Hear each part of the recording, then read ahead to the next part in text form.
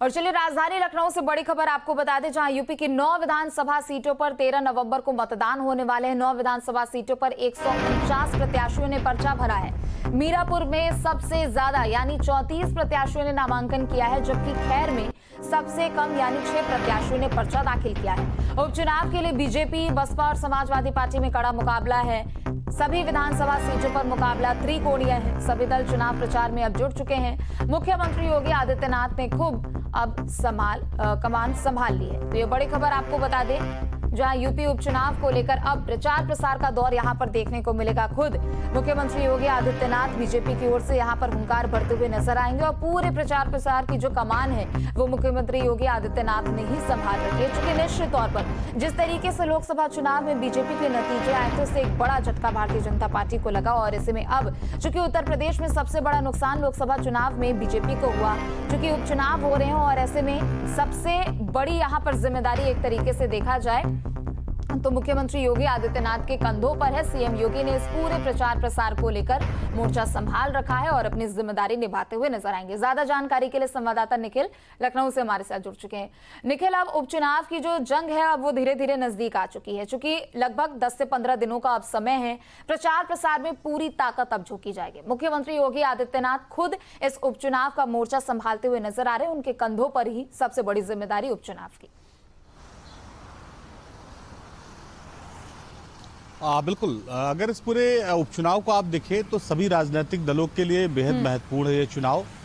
सबसे पहले अगर हम बात करें एनडीए गठबंधन की, तो एनडीए गठबंधन में मुख्यमंत्री योगी आदित्यनाथ पूरी टीम को लीड कर रहे हैं और बहुत सदी हुई रणनीति के साथ आगे बढ़ रहे हैं। एक सीट राष्ट्रीय लोकदल को दी गई और उसके साथ ही लगातार जो निषाद पार्टी के अध्यक्ष है संजय निषाद, वो भी सीट मांग रहे थे, लेकिन भाजपा ने उन्होंने साफ समझाया कि जो है मुद्दा सीट देने का नहीं है, मुद्दा चुनाव जीतने का है। लिहाजा कोई सीट नहीं दी गई और उनको अपने संगठन के साथ रखा गया, यानी एनडीए के साथ रखकर आगे चुनावी मैदान में आगे बढ़ने की जो है वो पेशकश की, जिस पर संजय निषाद तैयार हो गए।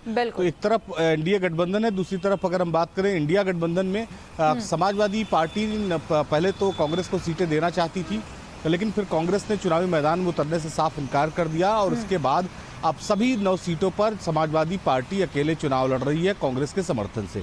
दूसरी तरफ बहुजन समाज पार्टी ने अकेले ही मोर्चा खोल रखा है। सभी 9 सीटों पर अपने प्रत्याशी उतार दिए, चुनावी मैदान में है।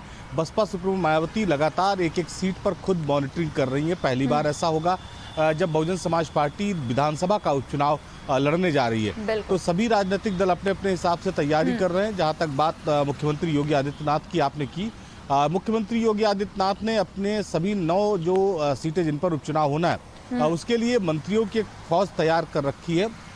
कुल अगर हम बात करें तो पहले 30 मंत्रियों को इसमें लगाया गया था और उस दौरान ये माना जा रहा था कि मिल्कीपुर सीट पर भी चुनाव होगा। हालांकि अब उसके बाद जो तमाम प्रभारी और मंत्री, राज्य मंत्री और कैबिनेट मंत्री लगाए गए हैं वो अपने अपने क्षेत्रों में कैंप कर रहे हैं। तो एक सदी हुई रणनीति के साथ एक तरफ जहां एनडीए गठबंधन आगे बढ़ रहा है तो दूसरी तरफ इंडिया गठबंधन भी चुनावी मैदान में है और बसपा सुप्रीमो मायावती ने अकेले ही पूरे चुनाव में ताल ठोक रखी है। प्रत्याशियों की संख्या भी यहाँ पर सबसे ज्यादा महत्वपूर्ण है। मीरापुर विधानसभा उपचुनाव के लिए सबसे अधिक प्रत्याशियों ने नामांकन पर्चा दाखिल किया तो सबसे कम खैर विधानसभा के लिए।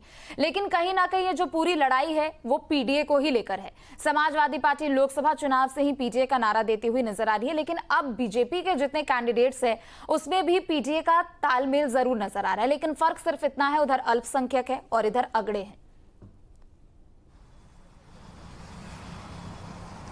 देखिए, एक बात बहुत साफ है कि किसी भी राजनीतिक दल के लिए क्षेत्रीय और जातीय समीकरण बेहद महत्वपूर्ण है।